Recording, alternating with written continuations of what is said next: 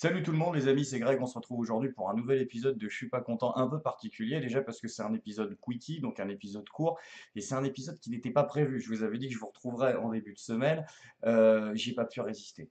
Dans quelques heures, Manuel Valls, il va y avoir les élections à Évry, hein, partout en France, et Manuel Valls va peut-être disparaître de la scène politique, enfin certainement disparaître de la scène politique d'ailleurs, car même s'il gagnait, il ne redeviendrait qu'un tout petit député d'une assemblée à peine 10% socialiste, on annonce. Il est déjà haï par 60% de son camp, il sera soutenu par 4%. Voilà, 4%, c'est ta place, Manu, ta petite et ridicule place, hein, soutenue par personne, même pas par la majorité à qui tu essayes pourtant de se sucer la bite, bah, tu vas devoir ramper. Ça va être 5 ans de coups fourrés, de déclarations contraires, de petites sournoiseries qui n'intéresseront personne à part toi. C'est ta juste place. Contrairement à Bernard Cazeneuve, je te laisse filer sans aucun remords, mon Manu. Voilà. Donc je voulais faire ce dernier petit hommage à toi, Manuel Valls, car même si quand vous voyez cette vidéo, Manuel Valls aura peut-être gagné, quoi qu'il arrive, il en aura bien chié. Allez, bon épisode. Moi,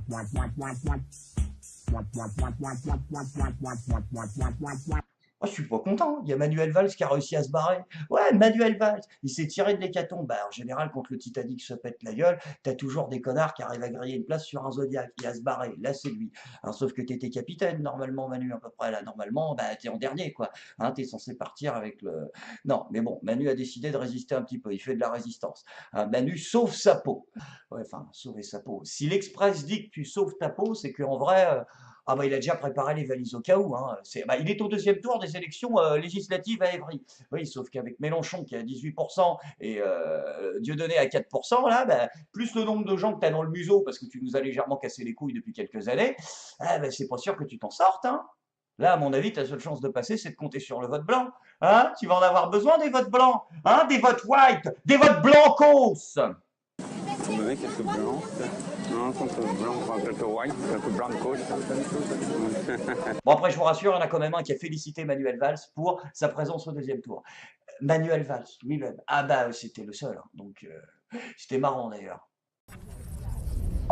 Malgré le nombre de candidats, 22 dans cette circonscription. Ah ça, je te le confirme, il y avait quand même pas mal de candidats. Tout le monde s'était inscrit pour te défoncer la gueule. Même moi, j'ai hésité. J'arrive nettement en tête du premier tour, nettement en tête dans 5 villes sur 6, et avec 25,5%, je suis nettement en tête. Ça fait 3 fois que tu le dis quand même. Ça s'appelle la méthode Coué. On sent que le mec a besoin de se rassurer. La deuxième candidature, comme vous savez sans doute, est celle de la France insoumise avec 17,6%. Alors ça, c'est génial parce que c'est la seule fois de l'interview où Manuel Valls baisse les yeux. C'est quand il parle de la France insoumise. C'est un signe de soumission? Et celle de la France insoumise avec 17,6%. Maintenant, il y a un deuxième tour. Et du coup, pour gagner ce deuxième tour, Manuel Valls, c'est une technique très particulière. Il ne montre pas sa gueule. Oui, c'est le premier candidat de l'histoire à ne pas montrer sa gueule. Il faut pas qu'on le voit, faut pas qu'on sache que c'est lui en fait. Il ne sort même plus de sa cahute. C'est ses conseillers en com, ouais, ils lui ont dit fous pas le nez dehors. À mon avis, c'est la seule chance qu'on a de gagner. Peut-être que les gens pensent qu'ils vont voter pour ton frère ou un truc comme ça. Ou Rizitas, le gros monsieur, ouais, à la télé. Il y a des gens qui pensent que c'est vraiment ton père. Donc, à mon avis, c'est jouable. C'est la seule technique possible. À l'autre, s'il fout un pied en dehors de la grille de son jardin, c'est niqué. Vous êtes avec En Marche, soi-disant? Vous êtes en train de changer. Vous êtes une girouette. Vous devrez arrêter la politique. J'espère que Dieudonné, etc., ils vont passer ici. Arrêtez la politique. Arrêtez, vous n'avez pas de fierté. Vous étiez Premier ministre, ministre de l'Intérieur. Vous avez foutu la merde de partout. Et vous venez prendre des lois ici, prendre des voix ici. Et le pire, c'est qu'il va peut-être vraiment gagner. Bon, on y retourne. Et le choix est désormais clair. Et c'est un choix de clarification. Bah non, connard, si le choix est clair, il y a théoriquement pas besoin de clarification.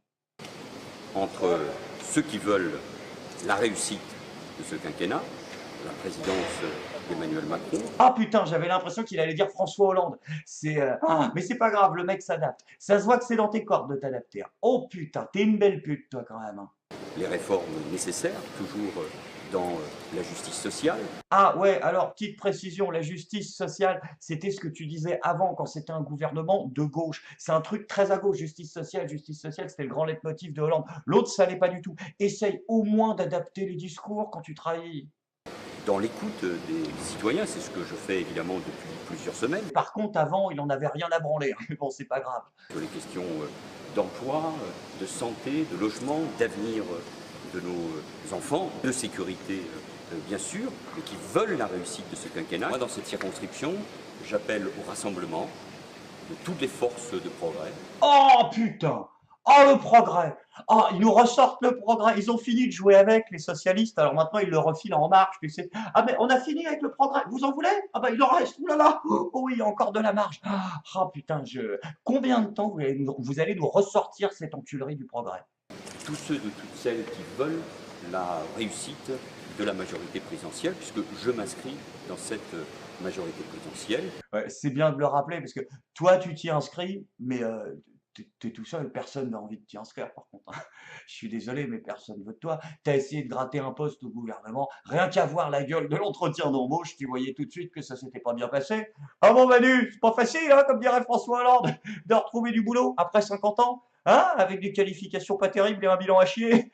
Ah putain, tu commences à comprendre ce qu'ils ressentaient, tu sais, les salariés des grosses entreprises, des usines, là, que t'écoutais pas, hein? Et tu penses que toi, alors, ça va t'aider, la loi travail à la con? Oh putain! Non, sans déconner, juste, je vais lui péter la gueule pendant 4 ans, mais merci Macron, juste pour ça. Le plaisir que ça a été, je sais pas comment il va s'en sortir tout à l'heure, mais d'avoir vu, là, pendant 2 mois, Manuel Valls, là, ramper par terre comme la dernière des merdes, en mode, mais sire, s'il vous plaît, trouvez-moi une place, ne me jetez point hors du palais où le peuple me roustonnera, s'il vous plaît. Oh putain. Ah, merci Macron pour ce point. Franchement, ça fait plaisir. J'espère que la PLS va se continuer demain.